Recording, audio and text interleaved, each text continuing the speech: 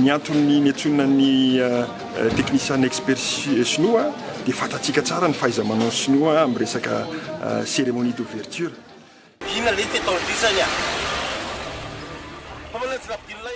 Tsy mahafiala antsika malagasy ve ny hoe rehefa manao zavatra eto Madagasikara tsika dia ny malagasy aloha, fa tsy hoe ny sinoa aloha, ny vazaha aloha.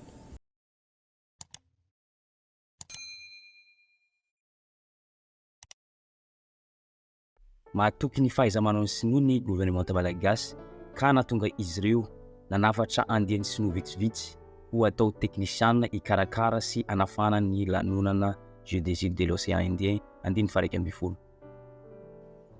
Ireo andiany sinoa vitsivitsy ireo no anokatra fomba ofisialy ny lanonana Jeux des îles izay atao eto amintsika, ary izy ireo ihany koa no anakatona zany amin'ny fomba ofisialy.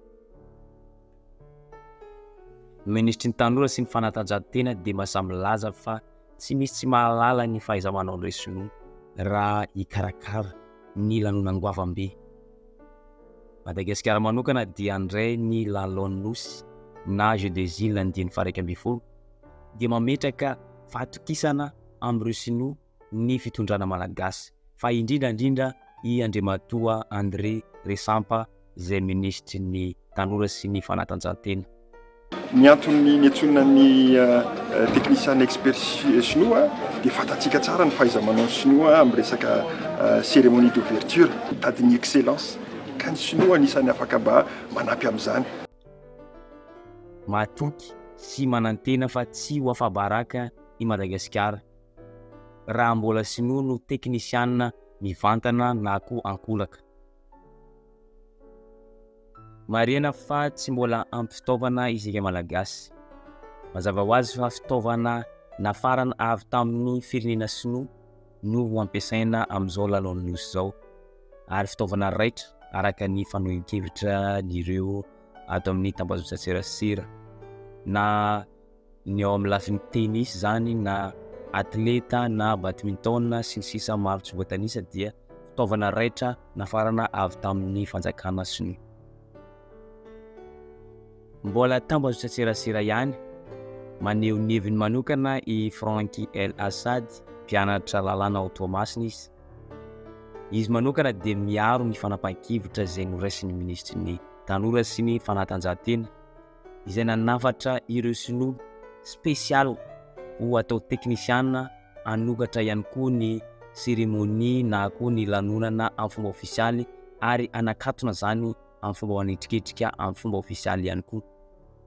Ny antony dia zao: voalohany, ny sinoa dia fantatra fa manana fivoarana izy amin'ny resaka teknika sy ny teknôlôjia. Mampiasa fitaovana moderna foana izy mba hanatsarana ny kalitao sy ny vokatra izay ataony. Mazava ho azy fa ny kandida madinika eto Madagasikara dia tsy hita ivelively ary resy. Faharoa, eo amin'ny resaka moyen na koa resaka vola, na tia naza ny entreprise malagasy, na tia naza ny Gasy Mbs ohatra, dia nefa zareo tsy misy vola, fa ny vazaha nefa izy misy vola, tonga dia ataona aloha le asa dia aorian'izay izy dia mangataka ny karamany. Fa ny malagasy dia mbola hitady vato aloha, mbola hitady tôbily, mbola hitady fitaovana sy ny maro tsy voatanisa zay vao hanomboka ny asa. Ny antony fahatelo dia sinoa dia hanome sy efa nanome vola betsaka hikarakarana ity lanonana be ity. Mazava ho azy fa zareo no mahazo marché voalohany, satria hajain'ny mpitondra fanjakana ireo noho ny herin'ny vola. Maro dia maro ny fanehoan-keviny, fa ny tena important sy ny manandanja indrindra izay ny tenen'ny tato dia hoe isika malagasy matetika ny problème antsika dia tsy tia ny vokatra gasy.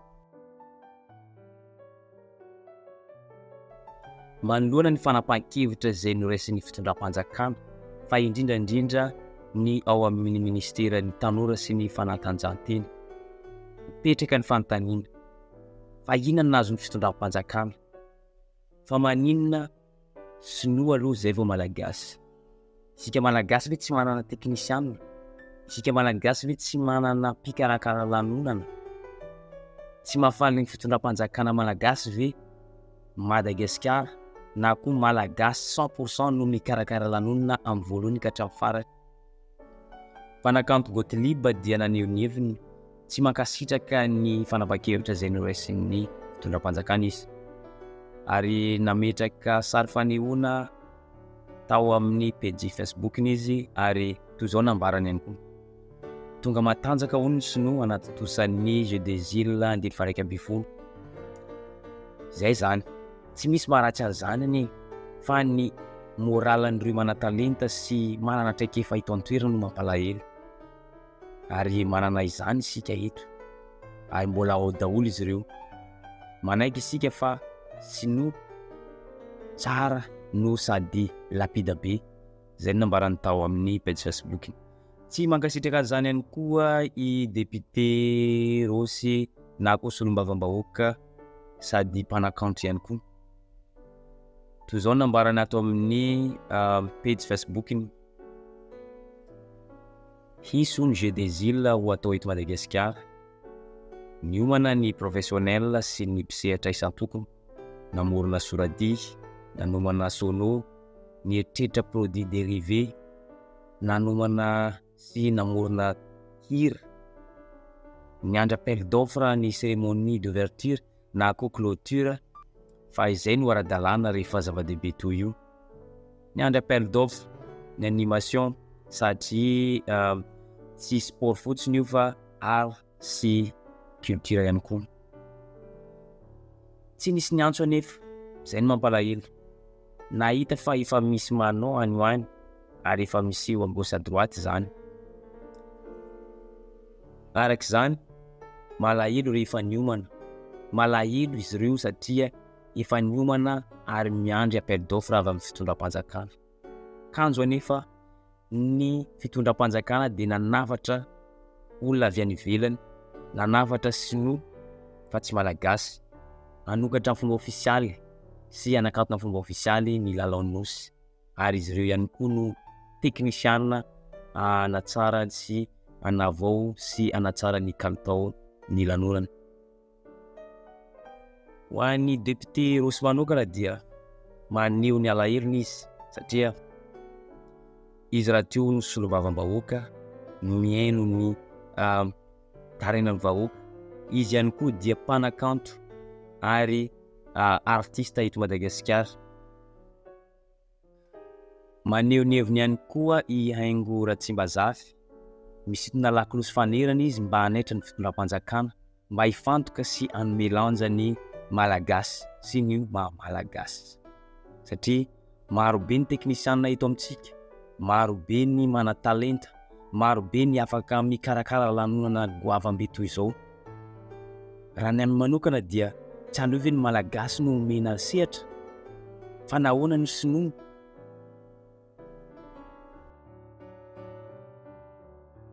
Tsy mahafiala antsika malagasy ve ny hoe rehefa manao zavatra eto Madagasikara tsika dia ny malagasy aloha, fa tsy hoe ny Sinoa aloha, ny vazaha aloha, fa ny malagasy aloha.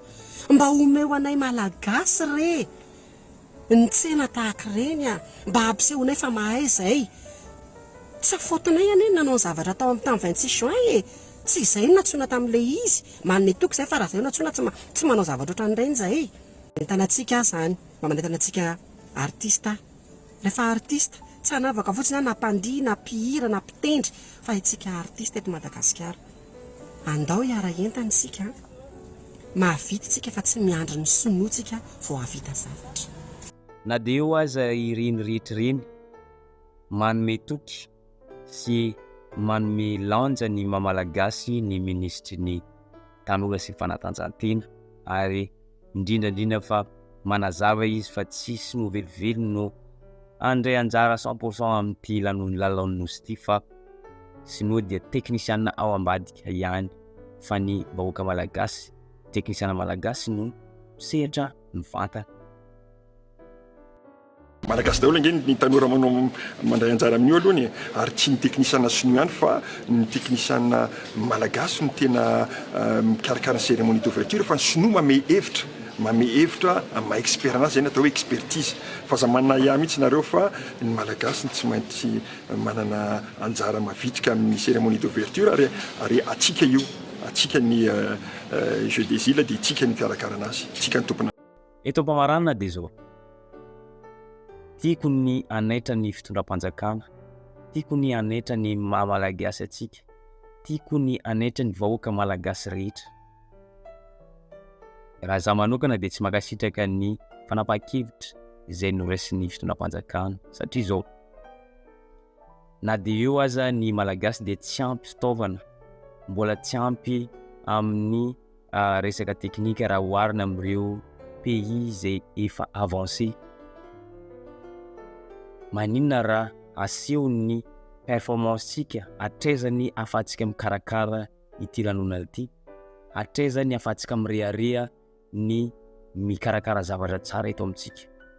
Maninona raha fantarina zany, maninona raha karohana zany, trandrahana zany.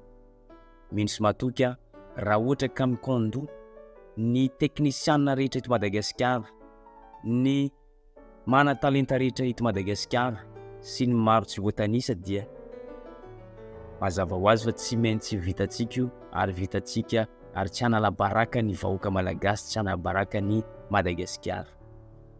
Raha ohatra ka tsy manana fitaovana atsika, azo atao mividy, azo atao ny maka collaboration amin'ny firenen-kafa afaka mampindrana fitaovana na koa angatahana fitaovana. Maninona raha zay no atao? Satria moa fotoana efa nikaiky dia io zany hitan'ny fitondram-panjakana fa mety sy iarovana ny voninahitry Madagascar dia ndao jerentsika.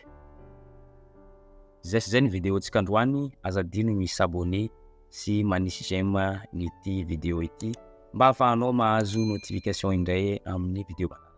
Veloma tompoko.